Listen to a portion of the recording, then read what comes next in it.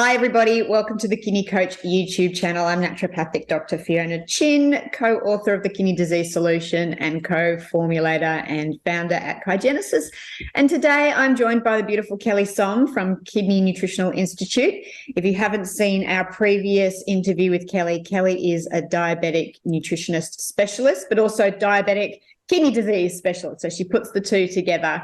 She works out with the team there at K&I, and Kelly is joining me again today. So Kelly, firstly, thank you for your time. I always appreciate your expertise, wisdom and knowledge and sharing it with our community. Welcome.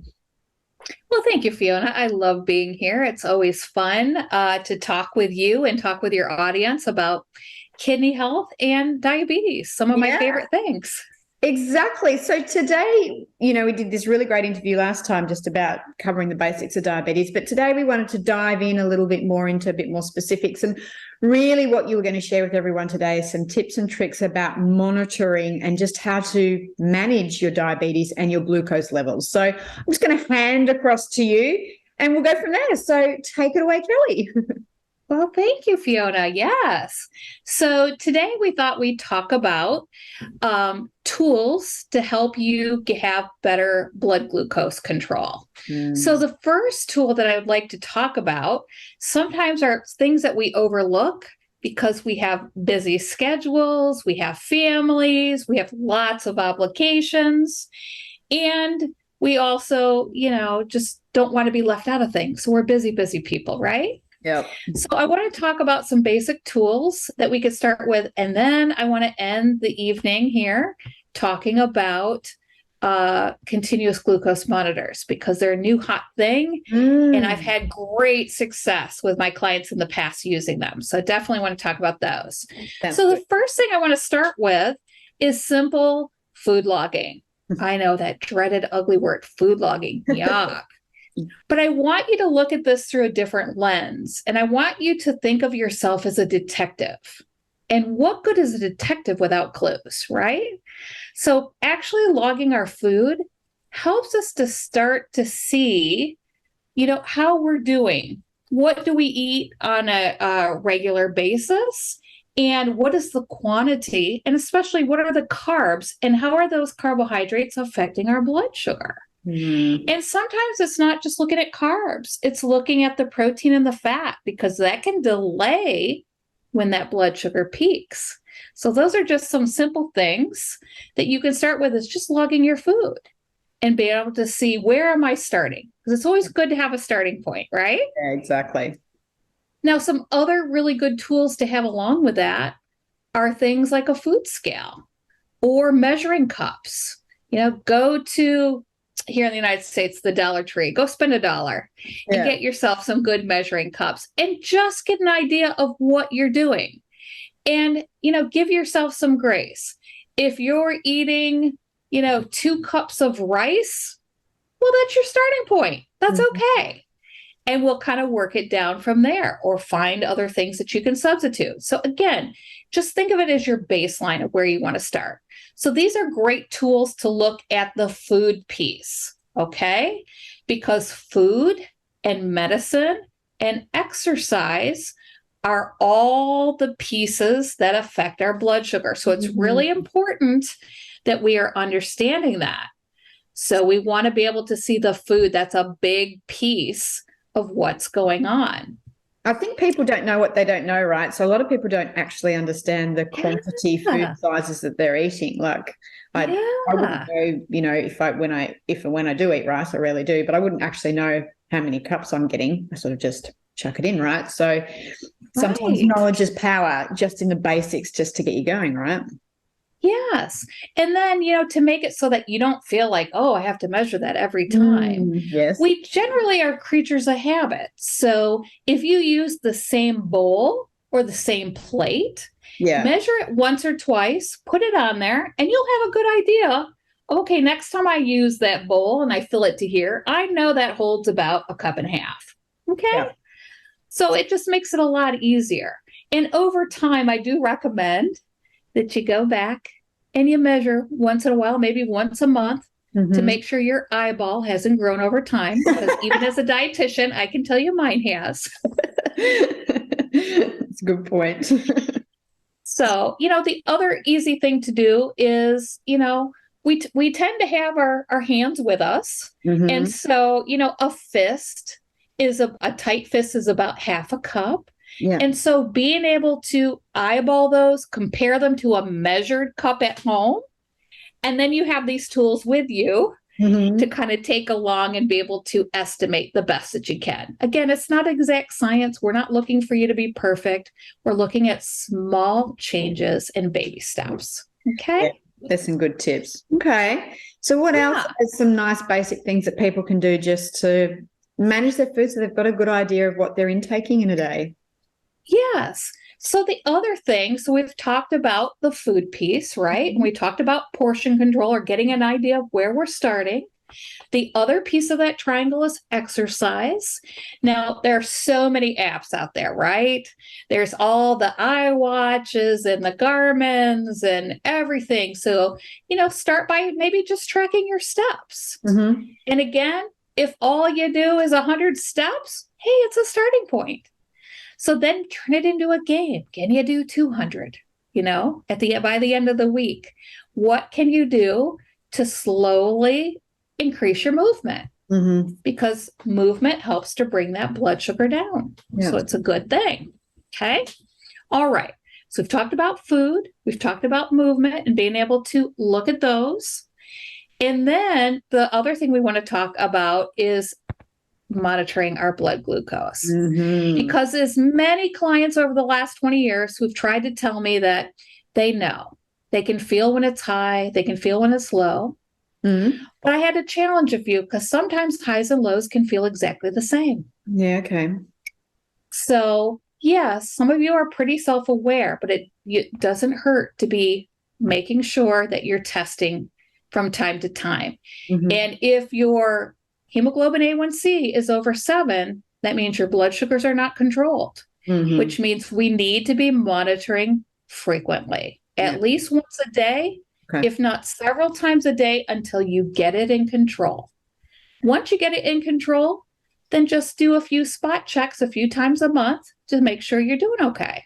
Or you can look at your A1C the next 3 months. If it's still in control, great. But if it gets out of control, we use testing as a backup, again, giving us those clues to figure out what's broken or what's going wrong so we can take some baby steps to correct it. Okay? So how do we measure or how do we monitor our blood glucose? Yeah, we can do the crystal ball and be like, I feel like I'm at a 27. Doesn't really work very well. No. I can tell you I had somebody come in, wanted me to test his mother, and he said, well, test fine while you're there. And his blood sugar was 500. He didn't even know it. What? I said, you need to go to the ER right now. Oh my goodness. So I just want you to know blood pressure and blood sugar are kind of silent killers. Mm. Sometimes it's going on, we don't even know it because you felt kind of blah for a while and you didn't realize it's because your blood sugars are running high. Or maybe they're high sometimes and low sometimes. That makes you feel really, really cruddy. Mm. And so that's the fun thing about getting your diabetes in control is you feel a million times better. So, that's a good motivation so that you have more time to do the things you love. So one of the basic tools that everybody out there can get, so even if you don't have insurance, they are dirt cheap now, is a blood glucose monitor. Okay. You can go to, in the United States here, to Walmart. Yeah. You can get the Rely On brand. So you can get a blood glucose monitor, a lancing device, which looks like a pen that you put a little needle in that pokes your finger. You can get that whole thing plus some strips for about $25. Yeah. And that's you paying right out of your pocket. Yeah. Okay. So that's a pretty good deal. And I can tell you right now, you guys that are afraid to poke your finger, I was a needle phobic little girl. So, I hate that stuff too. But I can tell you the secret is to poke the side of your finger and not the pads of your finger. Mm-hmm. So that, there's less nerve endings there. And that really helps it not to smart. The other thing is you want to get the micro thin lancets like this Rely On brand I have here. Okay. They're so tiny now that honestly, you're not even going to feel it. So, and then look at your lancing device, that little pen device that pokes your finger. Look at the dial. There's a dial on there. It's a 1 to 5. 1 means it's barely going to poke out. So if you bleed really easy, you just need a 1. But if you are like my guys that do construction that have hands of leather, even a 5 sometimes is hard to poke those fingers. So again, adjust that dial and make sure it's set right for you. Okay. So those blood sugars are really important. Now let's talk about, do we want to just randomly poke our blood sugar, our finger? No, that's not really helpful. So the most ideal times to test are first thing in the morning when you wake up before you eat or drink. That's called your fasting blood sugar. Okay. And so you want to test that and see where that runs. I can tell you with people who are new to this diabetes things, sometimes those are the last to be in control. Okay. They take a while to come down. So be patient with it. It's okay. All right. And your doctor, everybody is individual where you want those set. Okay. So, talk to your doctor about where you want those. It could be anywhere between 80 and 130, depending on what their goals are for you. Okay. Yeah, and we have a different measurement system in Australia for anyone down under the Yeah. It has from 3.8 to 5.7 or something like that, 5.5. Yeah, we start to get over 100. And again, it just depends on the person, right? There's so many things that I hate to give anything too strict or any false information here. So talk to your doctor and set some goals. Those are your fastings. And then the other times to test is you might want to test just before you eat. Pick a big meal. If lunch is your biggest meal, great. If dinner is your biggest meal, great. So test just before you eat and let's see where we're starting. Okay. And then you want to test 2 hours after that meal. Okay. So for example, if your blood sugar is starting over 180, it's already high. So let's say it starts at 200 and 2 hours later it's at 220. Yeah, these are both high, but it shows us that your meal really didn't affect your blood sugar that much because it didn't change. Okay. But if we start at 80 and 2 hours later we're at 300, we better look at what we ate. Yeah. So that's a great way to be saying, hey, I thought I was eating healthy. I was eating really great stuff. And I didn't realize, wow, that really affected my blood sugar. So that's where testing comes in really helpful. Or I'll look at it another way because a lot of my clients have liked this kind of thinking. So if you eat it and you start off, your blood sugar is good and you eat it 2 hours later and your blood sugar is still good, you got away with it. Hey, all right. So again, and you can be the judge of where that fits in good, better, best of eating, but it's a starting point to see, again, what kinds of foods are giving me some issues and causing this blood sugar to go so high. Okay. The other thing I found over the years with that is sometimes people are sensitive to foods. So they might eat the right amount in these old carb bank accounts that we used to give. And 2 hours later, that thing is still sky high. So again, it's a great way to identify when you start to see the patterns that is a food that causes some issues with you. And I've seen that over the years with people. Yeah, no, we were talking about that last time about potential foods that are still healthy, food allergy. So the body goes into a stress response. Yes. Like insulin, and glucose. So Absolutely. So in terms of, like I said, the blood glucose monitors, they're super easy to use. They have them available for those of you who have visual impairments because of your diabetes, or maybe, that happen outside of diabetes that talk to you. So there's all kinds of really great tools out there to look at where your blood glucose is. Okay. So that's a tool. And most insurance will pick that up. no problem. Some will even pick that up for PCOS or prediabetes, believe it or not. So it just depends on, again, your situation. But if you have diabetes, and again, if your insurance won't pay for it, which would be kind of rare today, then go pick one up at Walmart or a cheap little place. $25 is a good investment for you to get your diabetes in control, because it's definitely impacting your kidney health. Okay. All right. So now we have talked about the blood glucose monitors. Now let's talk about the biggest, latest craze that I have found is the game changer in diabetes. And that is the continuous, the continuous glucose monitors. Okay.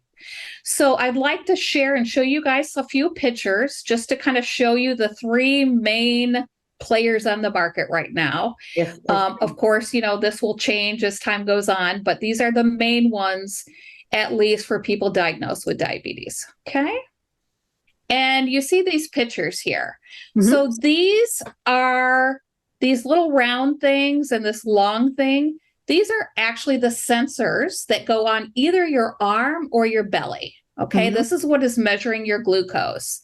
And then they also come with these, they're like a glucose monitor. And actually, they double as a glucose monitor. You can actually put strips in here and use it as a backup to test your glucose. Now, most people out there will have a phone that you can put an app on, and you can use your phone as this glucose monitor, which is super, super cool.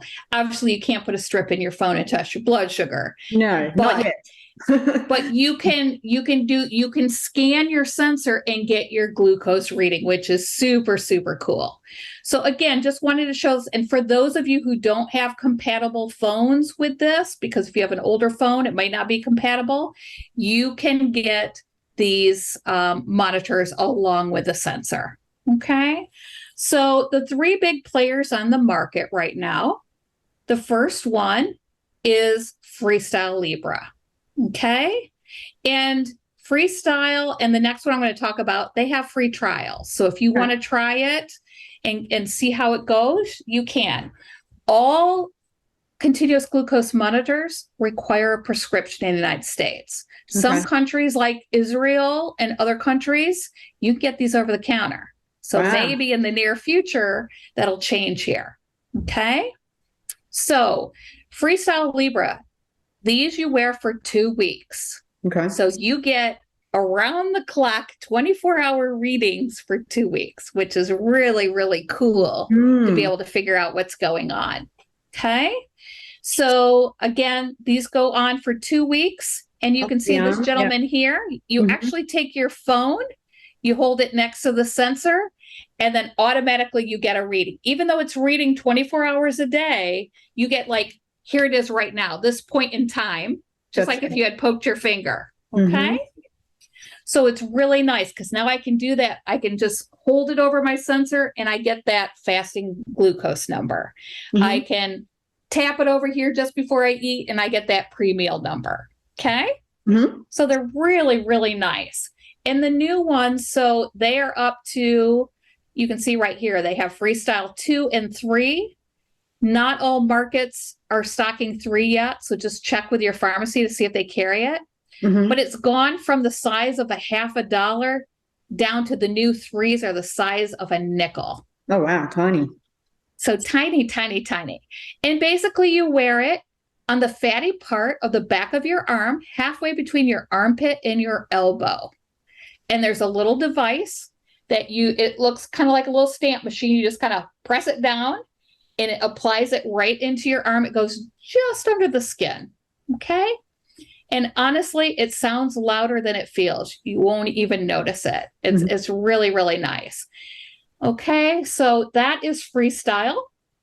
And these run, again, if you want to pay out of pocket, because not everybody's picking these up, Again, I'm going to say Walmart. That was the cheapest I've been able to find them. They run about $70 a sensor. So not too bad, for giving that a try. And everybody that I've worked with in the past have fallen in love with these and are willing to pay out of pocket to get them because they're that wonderful. Okay. Okay, the next popular one on the market is going to be the Dexcom. So this is going to be the G6. And you can see these are a little different. These are kind of longer and a little more advanced. So these are a little more accurate. Okay. And these can be worn on the belly. So not just the back of the arm. Okay. So you have a little more versatility, but you don't wear them as long. You wear them 6 to 10 days. Okay. Okay. So, and these run, I think, between $300 and $400. So quite a difference in cost. All right. And so Dexcom puts that out. And then the last one really is more for folks who maybe have type 1 diabetes or have type 2 diabetes and are on an insulin pump. Okay. This works hand in hand with a pump to be able to read blood sugars and be able to let the pump know how much insulin to deliver.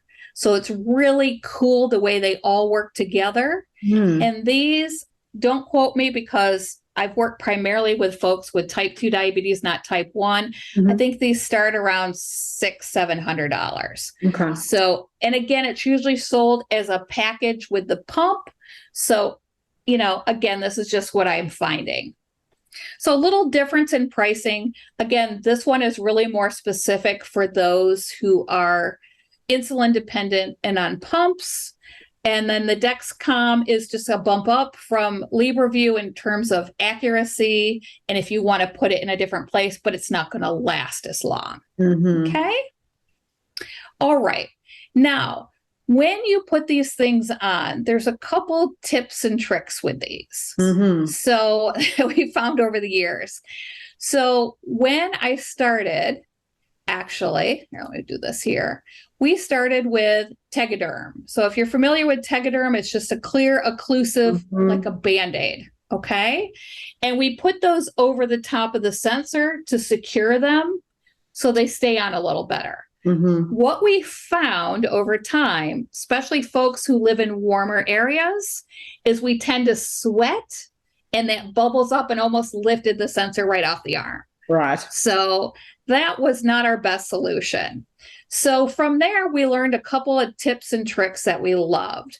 So one of the things that I really like is putting down, this is probably my favorite tip right here, is to use something like Smith & Nephew's Skin Prep.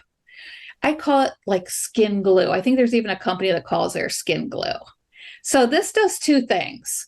Number one, it's just going to give that extra stickiness to the back of that sensor. Okay. So you actually apply it on the arm. So you're going to clean the arm with alcohol or soap and water first. You'd let that dry. And then you would put this protective barrier, this sticky glue, next. So again, we get that extra stickiness here. The other thing it does is it provides a protective barrier. So if you have maybe a little eczema or you have some skin things, again, if we can avoid those areas like moles and skin issues, we want to. But if your arm is kind of covered, you don't have a choice, you can put that protective barrier down and that will help you. Okay. Or you could lay a Tegaderm down and you can actually apply that through the Tegaderm. And again, you have that little extra layer. So there's some tips and tricks if you have some skin issues, and talk with your medical team and they can give you some other ones as well. Then the other thing we've done, again, the skin prep is my favorite. And then there's a lot of companies, so I'm not being biased with these guys, I just happen to pull them up. We have Skin Grip. So it's like a little occlusive Band-Aid that goes right over the top, like a little donut. Yeah. Oh, here's the Dexcom 6 here. And you can see they have pretty ones. You know, here's a lovely little camouflage one if you like everything pretty.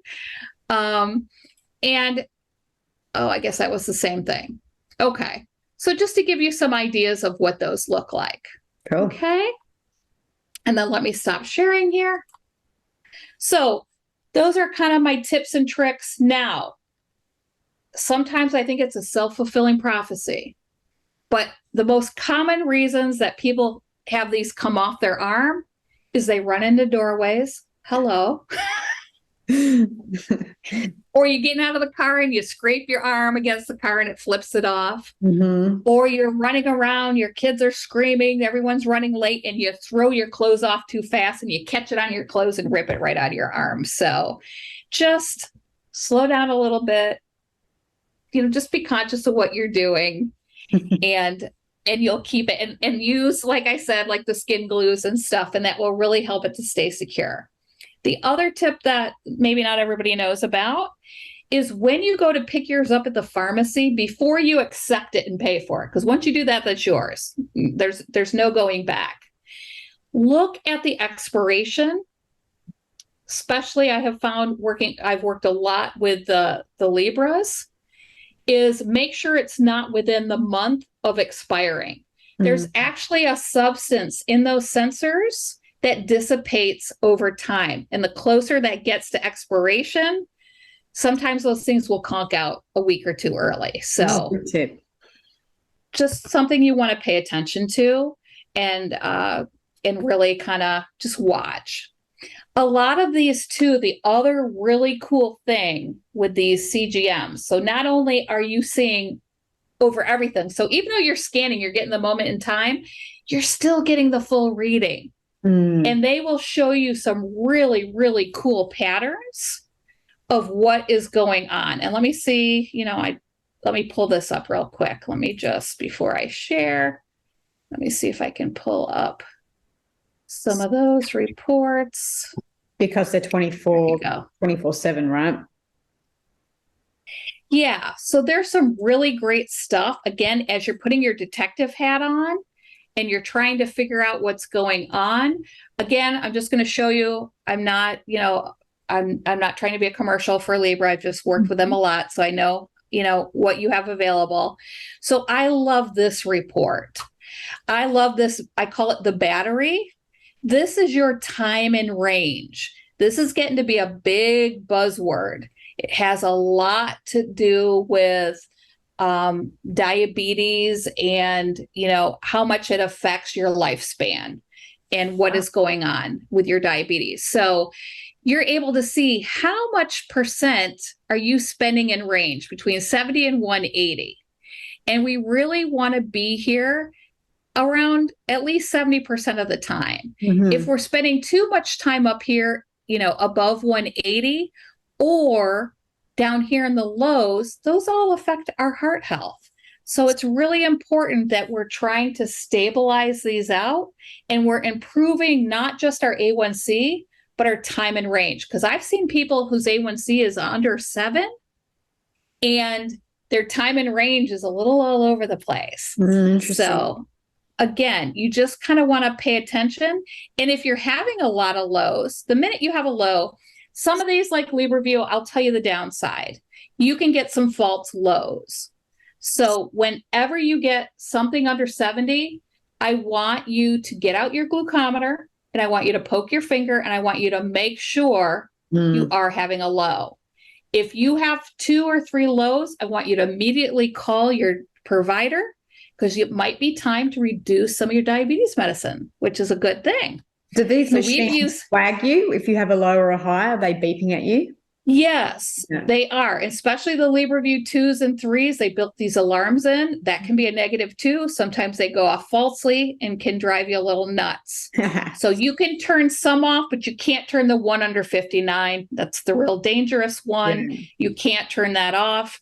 I can also tell you that if you're a side sleeper, you want to try to put it on the opposite arm. Mm-hmm. If you lay on that wrong, it's going to pinch off some of that data. So you might see a gap in your report just because you're rolled over there. Okay. Or I've had a client with the newer, the 2s and the 3s, that kind of sets the low alarm off. So just know it can be a little finicky. It's not perfect, but there's so much great stuff that you can get to really improve your diabetes. So that's why I love it.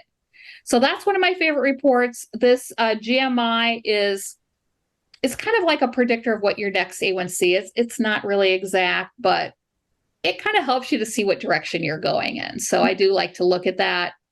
And then the other thing that I love are these weekly summaries. You can see, look at the hills and the valleys there. So it's really nice to take this information and compare it to your food logs and find out, what am I seeing most commonly happen? You know what? I forget, and I'm getting into my Coke that I love once in a while when I get stressed. Or maybe it's not food related, and you have a meeting with your boss at 3 p.m. every day, and you notice that, oh, that blood sugar goes up because you're stressed. Interesting. So there's a lot of really great clues that you can find out if you wear one of these CGMs. Cool. So I love it. Okay. All right. So that's kind of what I wanted to talk about with that. And the last thing that you can find on many of these sites or go on YouTube is you need to understand the difference between blood glucose monitoring, so using your blood glucose monitor, and using a CGM. They call it lag time. So when we poke our finger, this is blood, right? And then when we're using a CGM, it's actually going into the interstitial fluid. It takes around 5 to 10 minutes for that blood to get into that sugar to get into the interstitial fluid. So I think of it this way. I know your mother taught you never to point, but if you point, your blood glucose is ahead of your CGM. Okay, that makes sense. So that's an easy little cheat way. So just know, here's the way to think of it. If your CGM goes off and it says that you're at 65, right? That's under 70, that's a low blood sugar. And you're like, oh, I better test. And you test and your blood glucose says 80. Remember, this is ahead, which means we're already coming back out of the low. Gotcha. No problem. But if this says 70 and you poke your finger because you're like, I'm getting pretty close, and this says 60, you better treat it and make sure you take care of your low blood sugar. Gotcha. Okay, that's a good tip. And how are they pretty accurate? You were saying there's some more than accurate. Yeah, I mean, numbers. You would say they're good enough that you're going to get just a good indication of what's going on? I can tell you, like I said, using the cheapest one on the market, it gives you enough great information to hugely impact. The last place I worked, all I did was diabetes. And I can tell you that most of the people I worked with came down 1 to 2 points in their A1C. I actually had someone go from an 11 to a 6 just wearing a CGM and finding out what was going on. So in short amounts of times, in 3 months, which is really short. So and just making those small changes, people. It doesn't have to be drastic. You don't have to go from eating out of Burger King every day to now you're eating tree bark and tofu. No. Yeah, it's amazing what just information that those monitors can give you and what an impact they can have. I think they're brilliant, huh? So, yeah, that's really cool. Thank you, Kelly. Anything else you want to add about them and monitoring your diabetes? I think you've got some really great tools in there, but just the amount of control that people have to get information and glean information and really understand what's happening to their bodies, I think is priceless, right? The other really nice thing about them I didn't mention is you can connect them to a practice. So at KNI, we actually have a practice where people can hook up their CGM and I can see your blood sugars as they come in. So I can see the patterns without you having to send me anything or any of that kind of stuff. And it's really, really nice because it helps me to see what's going on and really make some really great, again, small changes. Hey, how do you feel about this? I noticed this and this. Where do you want to start? What do you feel is something that is obtainable for you to do this week? So amazing. Really great stuff. Wow, technology, huh? It can be a double-edged sword, but in these cases with things like diabetes, it really is just putting that power back into people's hands. I think that's really amazing, huh? Yeah. And what I wanted to say too is that, again, small steps, but it's really important. Don't let the diagnosis of diabetes, the diagnosis of kidney disease paralyze you. Know that there are things that you can do that will greatly impact both. So find somebody who works in diabetes, who works in kidney health, and come see us. We would love to help you reach your goals. And again, it doesn't have to be drastic. You don't have to be afraid. You don't have to feel you're alone. There's a lot of us out there who would love to help you get yourself in control and really, allow you to live your happy life and do all the fun things that you love to do. Yeah, it's a great way to end. Thanks, Kelly. If you want to know about more what Kelly does, you can head over to the kidneynutritionalinstitute.org and go to staff. Then you'll find Kelly on their page. As she has mentioned, she is their diabetes specialist, but also works with people with renal and kidney disease. Thank you again, Kelly. If you want to know more about what we do, head to www.kidneycoach.com or head to our Facebook page. We've got free information on there every single day. So it's just Facebook.com/Kidney Coach. Remember to hit subscribe. That way you'll get notified anytime we put up new videos. Remember to hit like. It helps our algorithms and to get Kelly and her amazing information out to more people. Thanks for being part of our community, Kelly. Thank you so much for that. I think people will find that information really useful. And, I didn't know a lot about the CGM. So I think just having that information out there and for people to know that they can really take a bit more power back, I think is great. So thank you for sharing your wisdom with everybody. Yeah. Oh, Fiona, one last thing just came across my desk this week. Medicare in the United States has increased their benefits for CGM. So those of you who maybe it was not covered, if you are on insulin or your A1C is over 7, there's a better chance now you could get it covered by your insurance. So just don't forget to ask. It's worth a try. Oh, amazing. Thanks, Kelly. All right, guys. Thanks for being part of our community. Kelly, thanks again. And we'll see you next time. Bye. Bye.